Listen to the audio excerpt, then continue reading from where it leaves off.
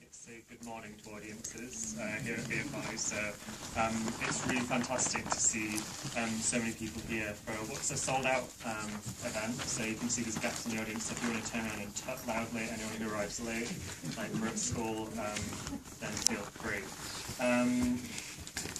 As you have seen from the trailer, this event is part of our enormous nationwide project that the BFI is undertaking called Sci-Fi Days of Fear and Wonder. There's events up and down the country, lots of spectacular outdoor events included at lots of different venues. That at its heart really is a 3-month, or 2.5-month season here at BFI Southbank, which is split into 3 sections, the first being Tomorrow's World, looking at visions for the future, alternative visions of reality, and then on to Altered States, which is about psychological or biological transformations, so kind of sci-fi at a more human level. And then when we move into December, will be the section of the programme is called Contact, so we'll be looking at films set in space, or exploration about contact with other life forms. Today's event, in some ways, kind of sitting in the Tomorrow's World section, but actually kind of addresses all of them. So what it's doing is, in talking about architecture and science fiction, is seeing a really strong connection between sci-fi filmmaking and architecture as practices and approaches.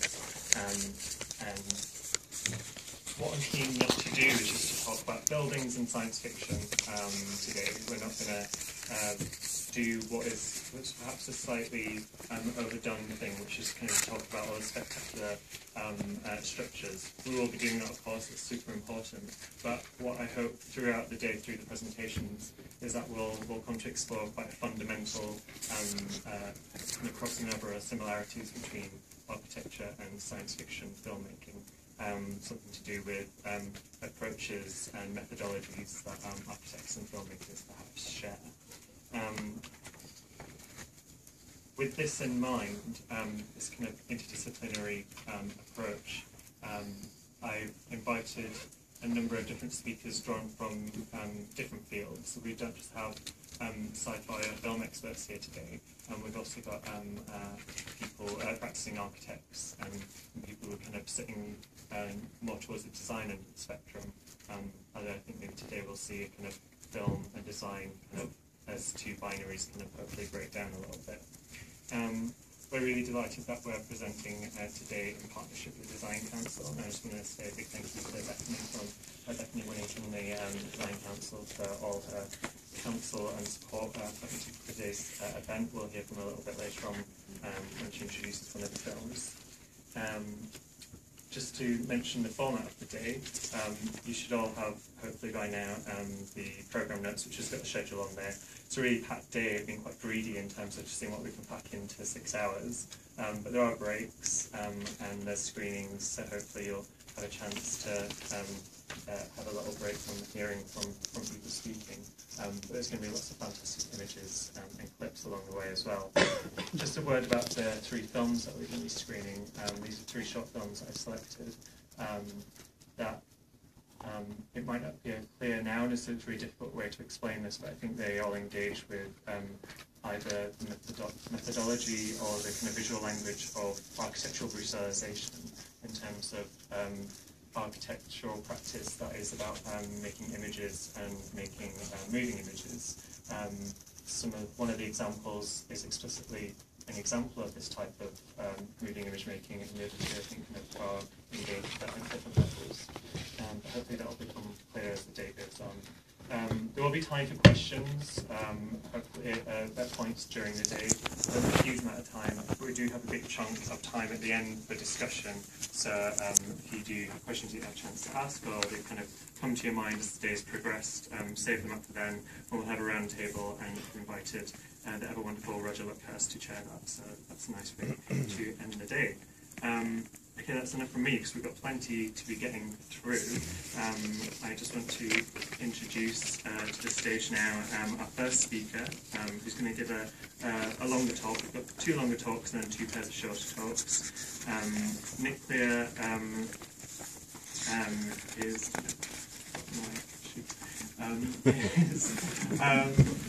You've all got your bio written down there. You're very wonderful. And I'll just say that I saw him give a very similar talk at LongCon when I was there, kind of snooping around and shopping for speakers, and he gave a really fantastic talk there. It's at the University of Greenwich, where he's the head of the Department of Architecture and Planning, or words that landscape. Landscape, that's it.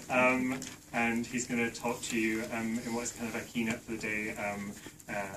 And so please join me in welcoming him to the stage. See if, David, if you've gone on to the next slide. As David said, my name is Nick Clear. I am the head of architecture and landscape at the University of Greenwich. And the reason why I've been asked along today is because I'm going to talk about two of my favourite subjects, one of which is the moving image film, and one of which is science fiction.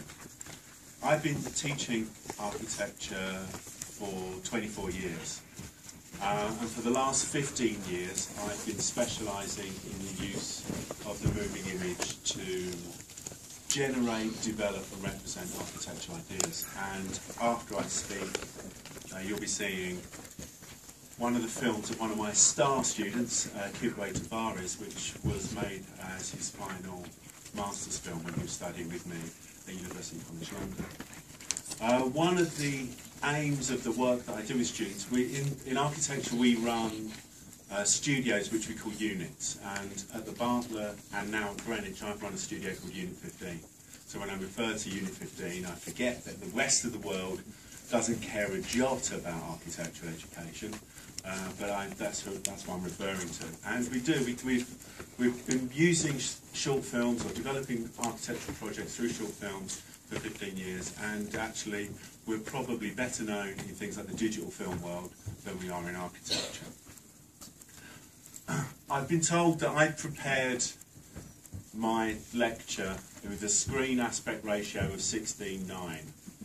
I've been told everyone else prepared theirs with a screen aspect ratio of 4:3, so I'm the one that gets crushed. I thought the BFI 16:9, you know. Anyway, it will make them look longer and thinner, which is something that I would aspire to myself. So this lecture, this talk, is based on a series of things I've been talking about the last couple of years. It's called Strange Newness. I did a lecture at Greenwich last year, and as David said, I've also given a similar presentation on at LongCon, the World Science Fiction Convention. And really the kind of talk starts off by kind of mapping out my interest in science fiction and my involvement with architecture and sci-fi scholarship, and defining the terminology that I use. Then kind of examples, historical examples of architecture as sci-fi, and I'll go into that a bit more detail, and then some examples of my own students and my own kind of the research group that I work with, my kind of colleagues, three of whom are here. So hopefully that will give you a kind of an overview of where my argument's coming from.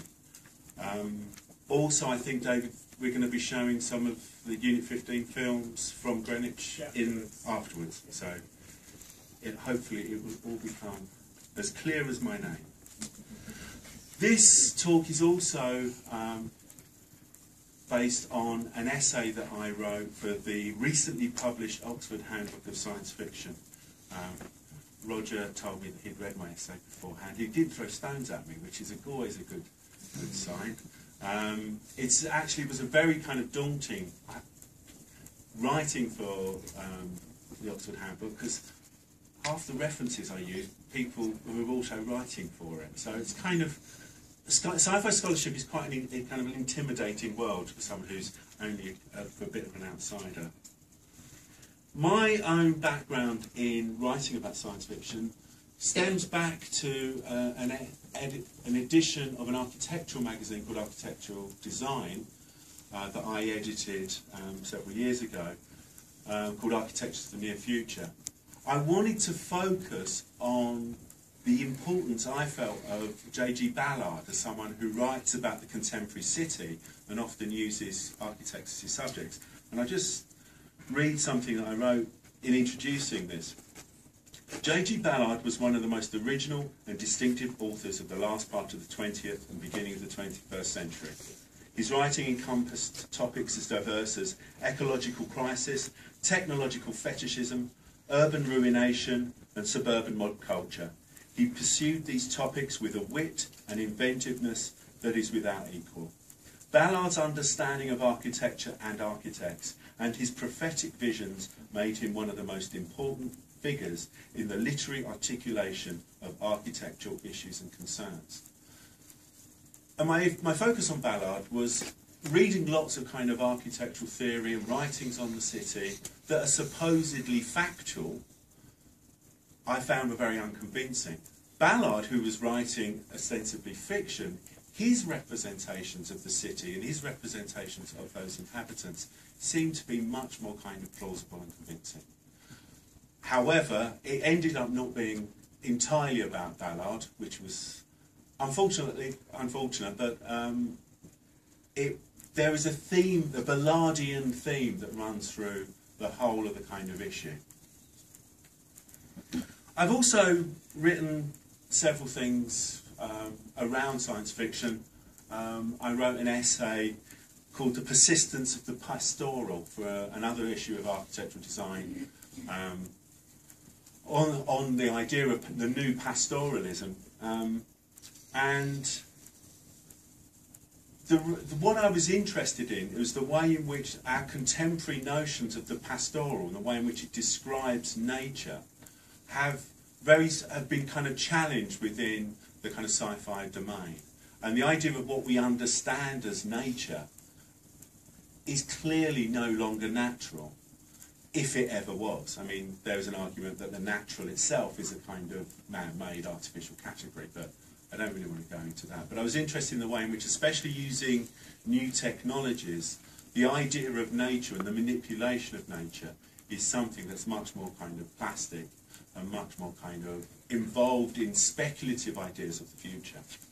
And then recently in another a referee journal called Design Ecologies, I wrote an essay looking at the work of the Dutch architect Constant Neuwenhuis and his project for a utopian city called New Babylon, which I'll be showing a image of later, and the work of Ian Banks's The Culture, and the similarities and the kind of resonances of these two texts in terms of looking at ostensibly a positive utopian futures.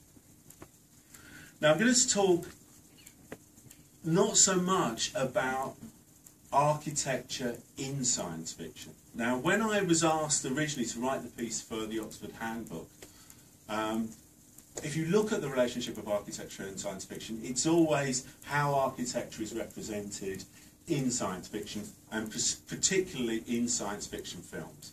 And obviously here's a slide of Fritz Lang's Metropolis, which borrowed heavily and was used motifs of kind of German expressionism of the kind of 1920s. But I want to kind of look at not just the way in which science fiction is used as a backdrop, but actually moving through a kind of utopian ideas of 20th century science fiction, how it actually can be seen as science fiction.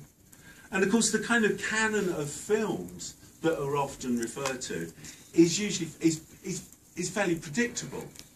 So, you know, we always start with Metropolis, and then William Cameron Menzies' the Shape of Things to Come, or Things to Come as the film was actually titled, taken from H.G. Wells' novel, moving through to more contemporary versions like Blade Runner, and the kind of brilliant work of the art department under the designs of Sid Mead, but also the use of canonic works of architectural history, such as the Bradley Building. And I'm not trying to dismiss these, but I'm saying that these are always seen as a kind of backdrop to the kind of main narrative of the film. And even more recent kind of visuals, such as Minority Report, and you know, the research that went into creating this kind of vision of the future, where a whole series of contemporary architects and designers were asked to contribute to this kind of vision. And I was involved in a conference last week with a couple of architects from Los Angeles who don't work with the film industry because, yes, they contribute, but very rarely they're credited, and even more rarely are they paid. And of course, things like kind of Elysium, Niels Blomkamp's film from 2013, borrows very heavily from, or almost doesn't borrow heavily, it completely appropriates the kind of visionary architectures of people like Donny Davis and his work for NASA in the 1960s. But again, these are all kind of backdrops. Joseph Kosinski's work, who's actually trained as an architect at Columbia University and actually still teaches a 3D course there. His film also from 2013, Oblivion. The other thing about these films, and this is something about kind of science fiction generally, I suppose, is that the future is always presented as a dystopia. The future is always presented as something that is inevitably kind of divisive and is bound to kind of fail. And I kind of question that. I mean, a lot of the work that my students have done equally presents certain kind of dystopian ideas, and perhaps some of these are, as a lot of science fiction is, a kind of critique of the contemporary condition. But actually, I yearn to be able to look forward to a better world. And I think I've got some kind of historical justification of that. I might be wrong, but I do think that by and large, 2014, for all its problems, which I'm not diminishing, is kind of better than 1914, which was probably a lot better than 1814, which was seemingly better than 1714, and I could go back. So I'm assuming there were going to be problems in the future, but I think this wholesale assumption that we are doomed to just live this kind of chaotic, disastrous world is slightly an overreaction. So architecture as science fiction, not architecture in science fiction.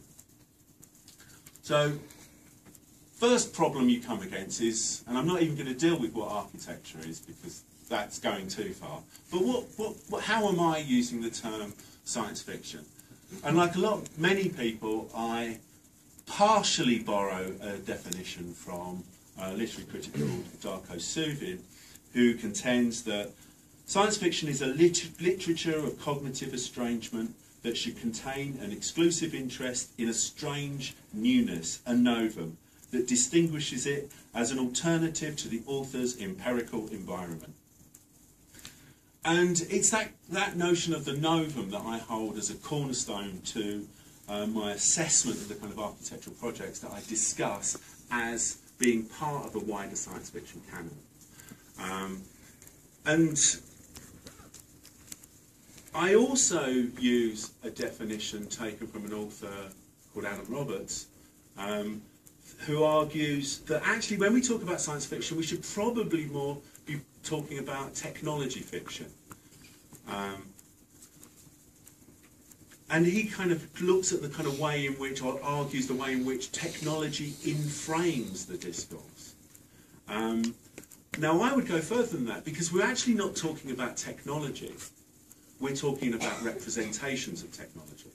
So we're not interested in, although some kind of science fiction does kind of rely very much on its technical accuracy, but most science fiction is about using science fiction, using technology to create an overall kind of world in which the action takes place. And I chose this image from architecture because I think architecture, again, deals a lot with the image of technology. When it engages with kind of, such as here, this is an image of Norman Foster. So Norman Foster's Renault distribution centre in Swindon.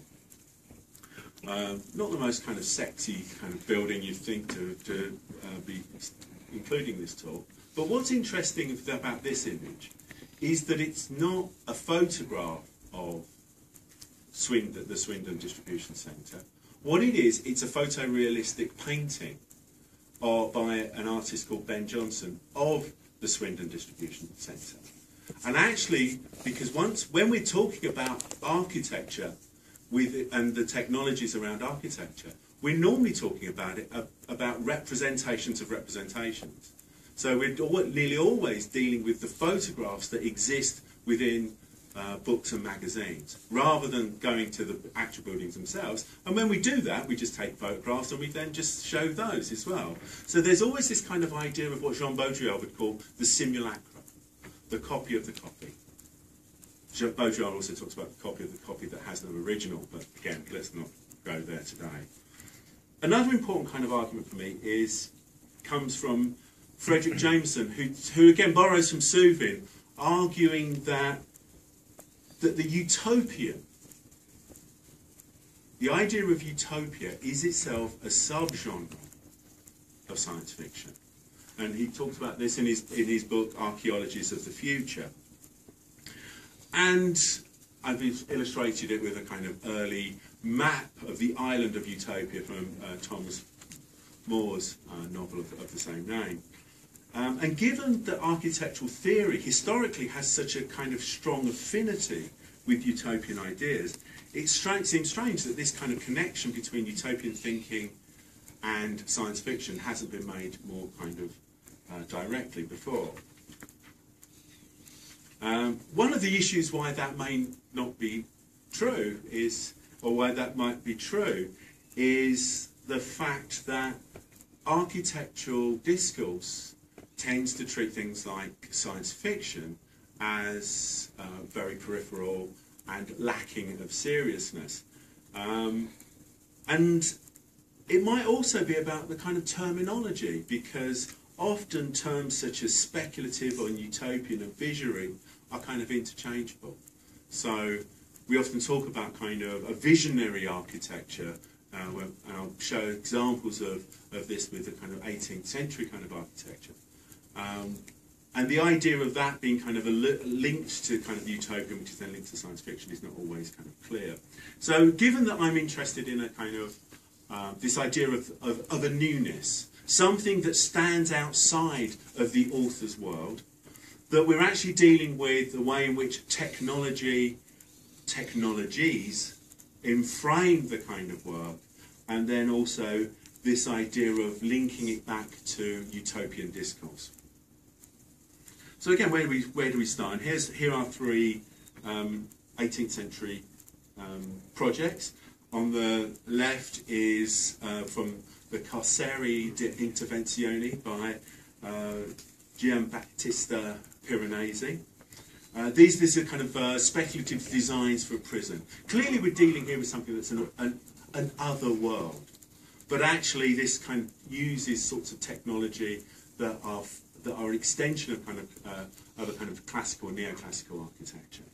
In the middle, similarly, a project by Etienne Louis Boulet, the cenotaph to Isaac Newton, which was constructed as a sphere with the body of Newton in the middle, because Newton was the centre of the universe. So here we see a kind of project that has sort of science fiction aspirations. Obviously, Boulet wasn't thinking of those in those terms.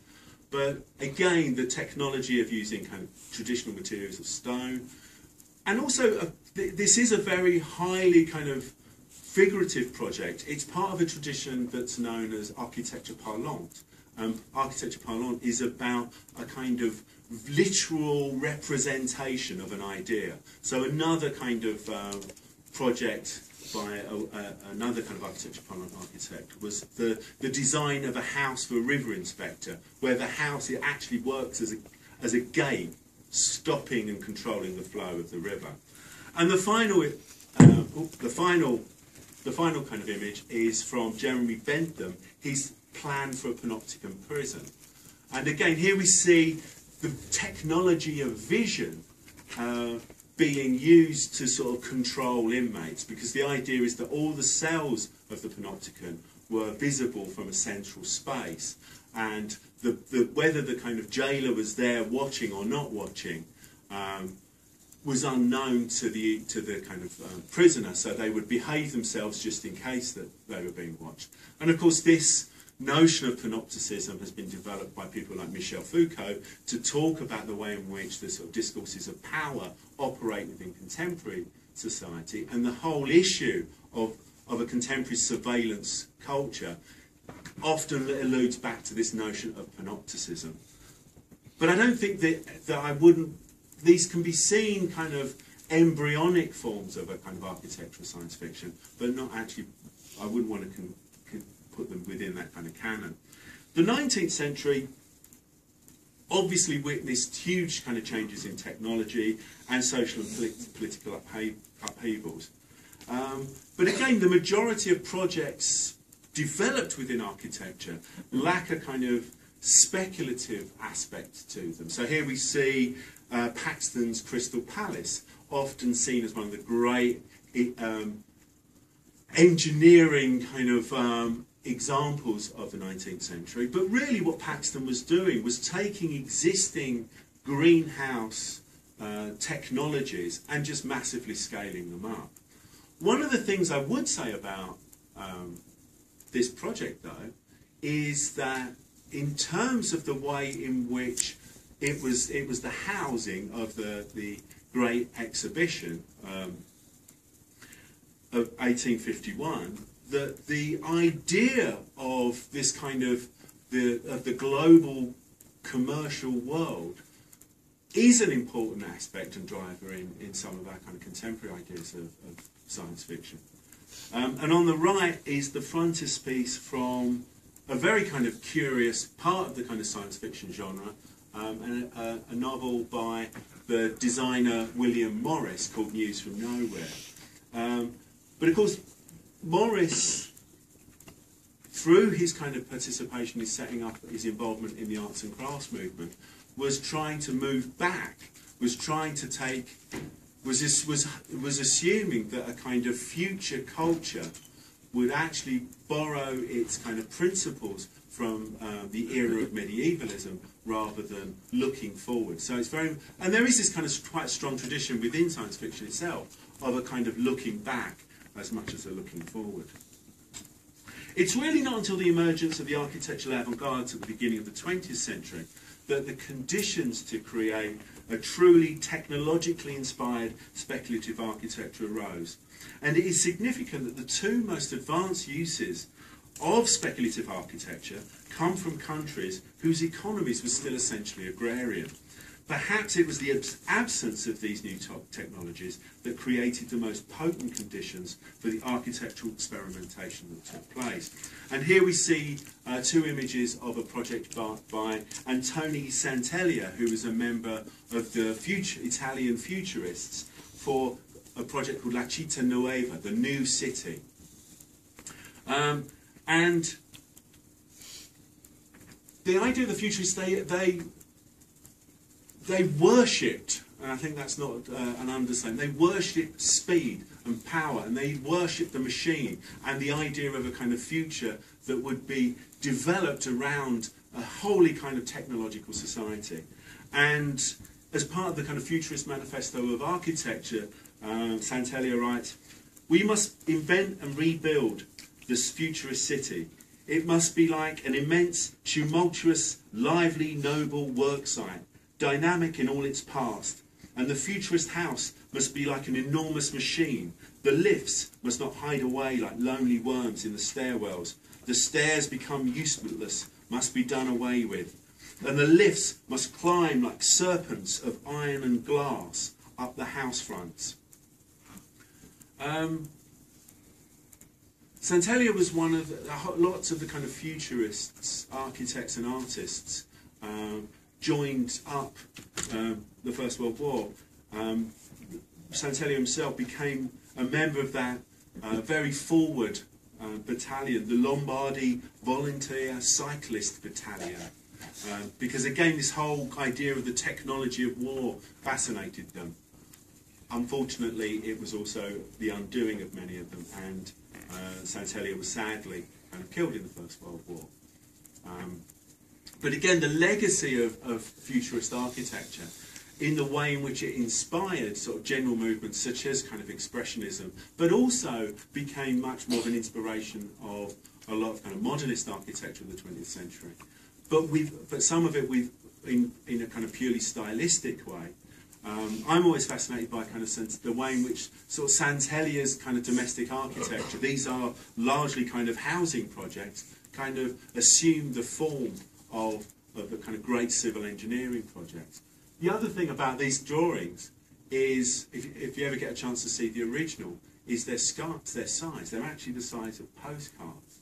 And they are quite actually, you know, just sketches of a young man just dreaming of the possibilities of a new future, and just asking the question that I think is fundamental for all architects to ask: what if?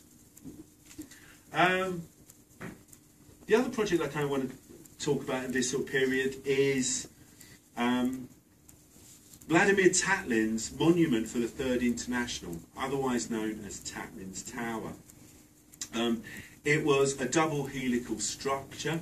It was 400 metres high, and to give you some kind of clue as to how high that actually is, the Eiffel Tower is only 324 metres high. It was composed of a series of 4 volumes that sat within this kind of double helix structure: a cube, a pyramid, a cylinder, and a hemisphere. The cube would house the meetings of the Revolutionary Comintern and would rotate once a year. The pyramid would house the administration of the Comintern and would rotate once a month. The cylinder would contain an information centre and would rotate once a day. And the hemisphere contained a radio station and a projection facility that would project onto clouds. Whenever I present this, or this lecture to architects, and architects are always quite dismissive of the idea of their wonderful highbrow discourse being related as science fiction. Now, if that isn't a novum, tell me what is. And it's also interesting, going back to that previous slide, of course, Tatlin, the idea that Tatlin thought that this was going to be buildable is stretching it. Certain contemporary engineers and architects have tried to prove that it was buildable. It's probably buildable today by them, but the idea that it was buildable by someone who was essentially became an architect having trained as a painter and sculptor, in an economy where the amount of materials, amount of steel needed to actually produce this was more than the entire country was producing in one year, I think is kind of stretching it. But the point wasn't that it was buildable. If you look at these photographs of it on show, being toured as an object, again, it's a kind of saying, believe in the revolution, because we can promise you this kind of future. We will abandon the kind of historical ideas of the past and the Tsar, and we will move forward and present a completely new world for you. This is quite an interesting portrait of Tatlin by the Dada collagist Raoul Haussmann. It's called Tatlin at Home. And of course it presents Tatlin himself as part machine, part Borg. Big fans of Star Trek, the Dadaists were. But again, there's a whole sort of way in which the revolutionary Russian art of this time evokes novums of a number of different sorts. On the left, there are the proud drawings of El Lissitzky, who again was assuming a whole new kind of spatial model and a way of representing space with these kind of proud drawings. In the middle, we see the architectural fantasies of Yakov Chernikov. And again, these were kind of celebrations of the way in which architectural form and program could be used to sort of develop a whole new way of kind of looking at how we inhabit cities and how we kind of use architecture itself.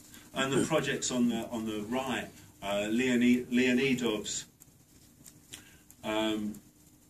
Palace of Culture being approached by airship. Again, this kind of radically modernist idea of the way in which buildings can be kind of accessed.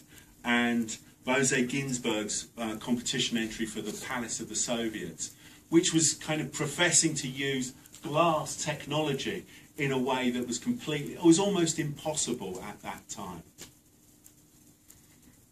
Now, one of the most perhaps misrepresented figures of the kind of modernist architecture is this man, Charles-Édouard Généré, otherwise known as Le Corbusier. There's a good reason why he's misrepresented, and it's largely his own fault, because there's a big difference between what he says about his work and actually the kind of things that he did. You know, and Le Corbusier is well known for his kind of statements such as the house is a machine for living in, but actually if you go to any of his houses, they're kind of sensuous, kind of enveloping spaces, not the kind of cold machinic idea of architecture that he might have kind of wished to present. Le Corbusier was a polemicist. Le Corbusier was someone, again, who was trying to say we must make a break with the old, make a break with history, and proposed in a series of 3 urban projects, all developed from 1922 to 1930. He took this idea, these prophetic visions of completely new sort of social, political and urban ideas, and gave them a kind of formal language. On the left, there is the kind of ville contemporaine, a city for 3 million people. The middle is the kind of idea of contemporaine applied to the centre of Paris in his 1926 plan Voisin, and perhaps his kind of most famous kind of urban project from 1930, the Ville Radieuse. And he sets out a whole-scale agenda for the transformation of the city, formally through the development of new innovative building typologies, some of which he kind of appropriated from people like the kind of constructivists, and spatially through the application of a kind of new urban syntax. The actual fabric of the city and the way in which the city was structured uses a kind of a whole new sort of spatial language.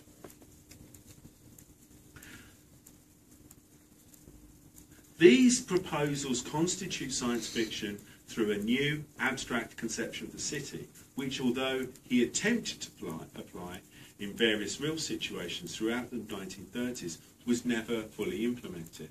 Although models of it, of the kind of building forms only, were kind of applied, and to kind of mixed success. Moving forward, there are architectural groups who clearly operate within and acknowledge their kind of debt to science fiction. On the left is, one of them was Archigram, a British avant-garde architecture group from the 1960s. On the left is Ron Heron's Walking City from 1964, and on the right Mike Webb's Sutaloon and Kushikal from 1966. And again, they were part of a generation that embraced kind of science fiction writing and wanted to sort of try and demonstrate how it would be implemented. Their importance as teachers of contemporary architects can't be understated. I was taught by one of them, a member of Archigram called David Green, and I got my first teaching job under Sir Peter Cook, who was another member of Archigram. And perhaps Peter's kind of current work, especially his kind of building in Graz, which he did several years ago, is perhaps the closest that they ever got to fully implementing physically their kind of strategies and ideas. This is a project by Buckminster Fuller, Dome over Manhattan. And again, there are sort of a number of levels at which this can be kind of understood. The idea that the modern city, the climate of the modern city, should be completely controllable and responsive. the idea that the modern city might want to kind of keep the hostile environment of the rest of the world out. But also the idea of the sort of advances of technology, so that this perfectly hemispherical, translucent shape could be kind of realised. But again, I think the main element of this, which is important, is that it is a kind of provocation. It is the sort of polemical aspect of this that I think beds it into the science fiction canon. Another project by an Italian design group called Super Studio. This is the continuous urban monument, an architectural model for total urbanisation for 1969. And this is a kind of very critical project. It talks about the way in which contemporary architecture sort of is encompassing the world in this kind of homogeneous and kind of monotonous sort of language. But at the same time, even though there is this kind of critical element of it, and the two main members of Super Studio, Adolfo Natalini and Cristiano Tiraldo di Francia, were both committed Marxists and wrote and designed this as a kind of critique of consumer capitalism. At the same time, there is a kind of real joy in the way in which the forms are played, and you know they choose particularly kind of scenic moments in which to kind of insert their architecture. Now, I briefly mentioned Constant Neumann-Huss in relation to the essay where I compared his work to, or his project New Babylon with the work of Ian M. Banks. Here's Constant in his studio. Constant had been a member of the Situationist International and had developed the early kind of iterations of New Babylon as part of the Situationists. The idea of New Babylon was that it was a city based on Homo ludens, man the player, rather than Homo faber, man the worker. And the kind of conception of New Babylon, and which in several essays Constant declares as a kind of science fiction project, was that we would be living in a kind of post-scarcity culture where all the kind of mundane elements of contemporary world would be taken over by technology, and this would free us up to be able to just play and to explore the city and construct new kind of iterations in the city in a whole number of different ways. And unitary urbanism, which was a kind of tactic that he'd used to develop the way in which the city would grow, was based around another situationist idea of the derive, where people would be allowed to wander freely through the city, again, creating their own kind of installations, their own sort of lived artworks. Moving on quite quickly, this is a work by a contemporary architect called Neil Denari. This is his West Coast Gateway project and Tokyo Forum project both from the late 1980s. And here we see a kind of an articulation of architecture as a machine, as a sort of series of machinic elements. And even the kind of on the left, the view that we are seeing the building through is their heads-up display of a helicopter gunship. So as the helicopter approaches the building, that's where we see that's how he represents this kind of perspective. One of the interesting things about these drawings is, again, their mode of representation. The idea that they are in themselves, very machine-like. That there is a kind of a movement away from the traditional notion of the architectural rendering, which uses sort of tone to sort of suggest certain kind of phenomenological ideas of space. These are just kind of clinical spaces represented through use of kind of tone. And the interesting thing is, even though they're meant to be made to look like they are machinic, they are obsessively kind of handcrafted. all those kind of sheets. This is before CAD. This is before 3D visualization. These were made by you physically cutting out bits of kind of what used to be called lectrotome. There aren't many people in this room who probably kind of remember lectrotome, but this is the kind of tech. This is again alluding to a kind of technology that doesn't quite exist yet.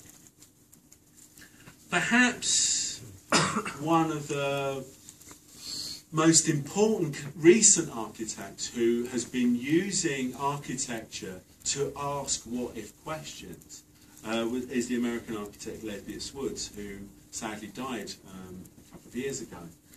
He's best known through these kind of absolutely kind of extraordinary hand-drawn pencil drawings. One of my favourite possessions is actually a copy of one of Arthur C. Clarke's collections of essays, short stories, which actually has drawings in it by Lebbeus Woods. But again, these were sort of speculative projects that were trying to sort of look at the way in which architecture might operate in areas of kind of extremes. Two other kind of architects, again contemporary architects who are using technology and technological ideas in different ways. Brian Cantley on the left with his Batman project, and Hernan Diaz Alonso with his Veritouch projects. And again, looking at the sort of use of technologies that almost become sort of self-serving and exist on their own. On to Unit 15, and I'm going to show work primarily here from the Greenwich iteration of Unit 15, because one of the things about when we moved to Greenwich, or when I moved to Greenwich, was the idea that I did want to stop doing dystopias and actually look at kind of really the positive application of architecture to ask what-if questions. And this is a project by kind of Chris Kelly, and it's the animation will be on the kind of, all the animations for these projects are on the show reel that we're showing later.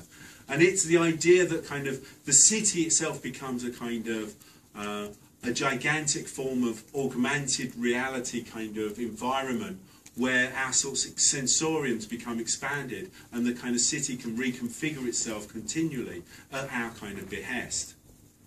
This is a project by Prince Yamur for a kind of huge inhabitable space installation, loosely based on the work of the American artist Sarah Z, where the kind of debris that exists in the kind of upper levels of the atmosphere becomes to be kind of collected and form these new kind of installations. These two projects on the left is a project by Charlie Barnard, and her project was to design this kind of island. This actually started as part of the Greenwich Peninsula, and it kind of moves in its kind of disgust at being next to Canary Wharf, starts to kind of move away and grow new kind of armatures and become this sort of this neo-natural world, which kind of is inhabited again through a kind of for ludic means. And on the right, a project by Vipin Danu, who looked at the way in which computer games technology might be used to generate. So this is a project where the whole of someone's degree or education is performed within a computer game, and he actually used game engine technology, software, to develop the whole project. So you actually win your degree. I did actually keep this quiet at Greenwich, because if the Vice Chancellor got to hear about it, we wouldn't have got our £76 million building, and we'd have just been giving out copies of Google Glass at the beginning of the year. This is a project by one of my current students, Sonny Quinn. All these projects are done as part of a professional RIBA Part 2 validated course. And this was the technical project that he did last year, where his client was a post-humanist figure who had this kind of gigantic kind of form. And this is his kind of castle that he constructed for himself based on Ludwig II's architecture in Bavaria. And you might say, well, what's that got to do with a professional course? But of course, the point about this was, by reimagining a client, it forces you to look at contemporary relationships. It also, working in a post-scarcity world, well, what kind of contractual relationships do you set up? Now, one of the most important aspects, the real technology that is driving contemporary architecture is not about how buildings stand up, it's not about cladding, it's about how buildings are funded. This is the real technology of our contemporary architecture. And this technology doesn't ask what-if questions, it asks how much questions. And this is another games project. This is last year all our projects were based on Canvey Island in the Thames Estuary. I'm from Essex, so I can get away with going down there and say what a nice place it is. I come from the same town in Essex as Russell Brand, so there's obviously something about the kind of revolutionary water of greys that has inspired both of us. So then this again is the kind of where the whole of Canvey becomes a kind of game space. But the games aren't just they're used in the ways in which certain sort of open networking systems use gamers to kind of develop and solve kind of computational problems. And this is a project by a guy called Nick Maximenko, which looked at a completely different kind of ecology of Canvey, and assumed that it would be a kind of a whole neo-natural world. This is our own project, Unit 15 research for the Canvey Island gold mine. I've got to finish now, which you can. This is our installation for the exhibition and our model of Canvey at Longcon. I was going to say something about the reason why I'm doing all this is because I do think architecture needs to ask these what-if questions. And one of the things that kind of, even though a lot of my ideas draw heavily on Clute Nichols' Encyclopedia of Science Fiction, what's interesting, there isn't a single reference to architecture in all its 1,396 pages. If you want to know more about our studio and our projects, and if you want to watch the film of the gold mine, then you can go to unit15blogspot.co.uk, where you can actually see the new projects that we're doing. And yes, I have blatantly stolen that from Ken MacLeod. Thank you very much.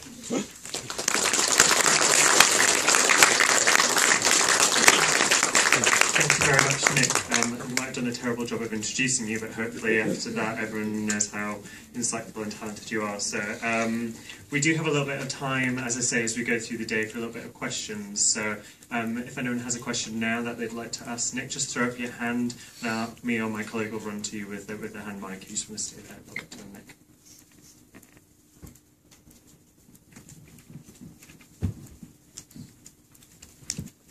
Thanks a lot.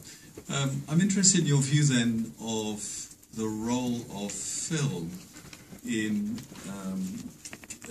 if you like, getting people or society to understand the benefits of architecture which can't yet be built. So just to bring it back to film, what is the function then of film in terms of propagating these ideas? Well, one of the main aspects why I'm really interested in using film as part of my teaching. There are two main reasons.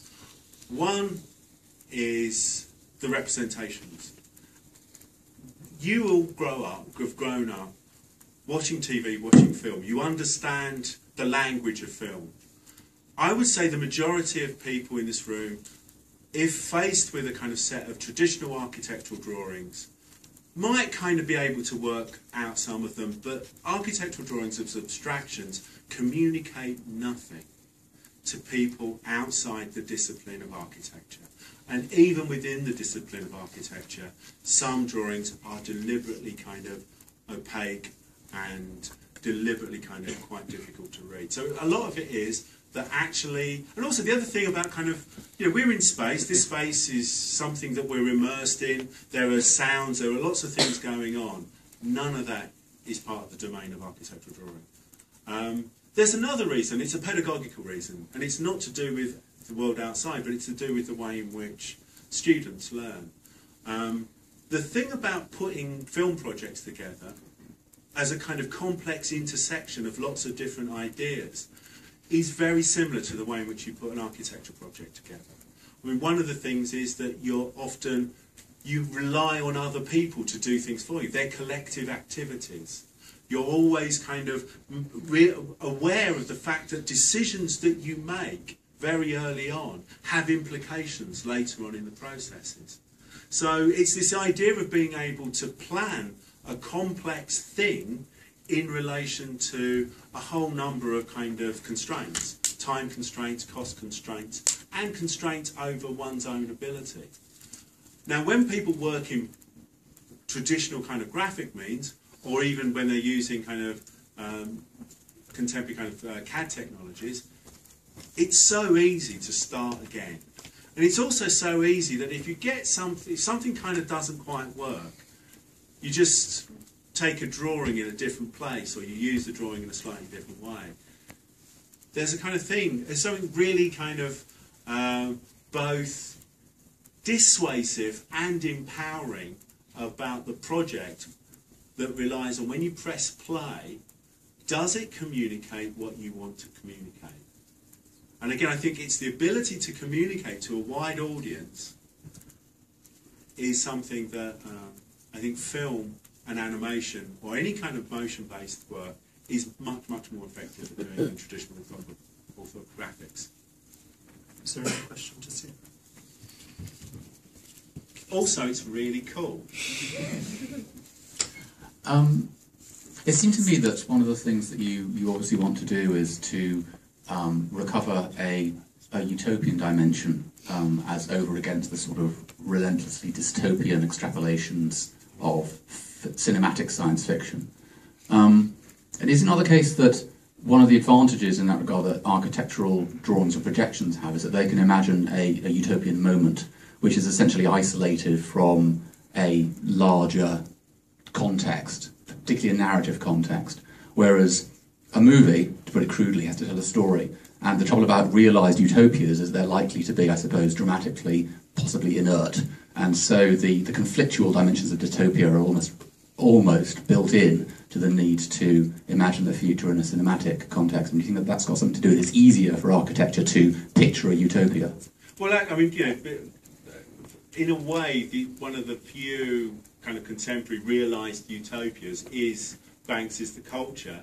But of course, none of the stories take place in the mainstream part of the culture. It's always on the edges. It's always in the conflict. And you're absolutely right there. One of the things that was drawn to my attention recently was the part of science fiction called mundane sci-fi.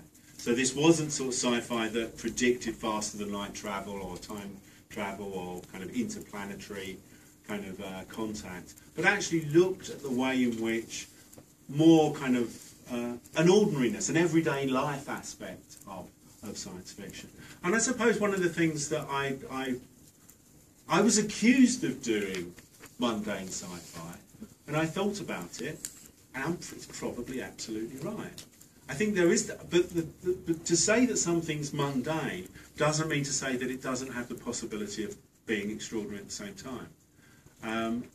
And there's a quote that is often attributed to Slavoj Zizek, but it actually comes from Frederick Jameson. And it is easier to imagine the complete ruination of everything than a more modest change in capitalism. And we do have this kind of tendency to either see everything's got to be kind of wiped out, or we'll continue having to make the choice between Adidas and Nike forever. And I think kind of it's going to be a bit more complicated than that. I mean, I am someone, I am perhaps naive in the way in which I believe new technologies could be harnessed for the betterment of society. And the major issues around dystopias, and I think Elysium points this out kind of perfectly, is this idea of difference, of inequality. But of course, this is kind of what really infuriated me about Elysium was if you have this technology, why is there the imperative that it actually isn't more kind of equally distributed? And these are kind of political answers, questions, that I think we need to broaden out. And I think these are at the heart of a lot of contemporary science fiction writing. And I think that they should be much more embedded in a kind of mainstream discourse. And one of the problems about science fiction is that it has this kind of, it is something that's quite easy to marginalise as the kind of pastime of a bunch of Trekkies. And that's, again, something, that's why I want science fiction to be based within architecture, because I think architects so easily dismiss it. And actually, I would argue that it's so much part of our culture, part of our discourse.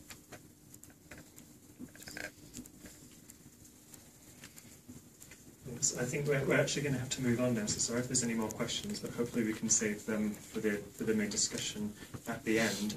Just to say that the films that Nick referred to from the showreel that we've got are going to be, they're on a loop in the Blue Room, which is the room that's at the end of the mezzanine when you leave at the back. So if you go to the end of the mezzanine past the exhibition, there's a room there, and we're going to have them on a loop. So you won't have time to see them all within the breaks, but you'll hopefully be able to stick around at the end, where I'm sure the discussion will keep going in there with drinks, and you'll be able to take them all in. But a big thank you to Nick. Please join me in giving me a big round of applause.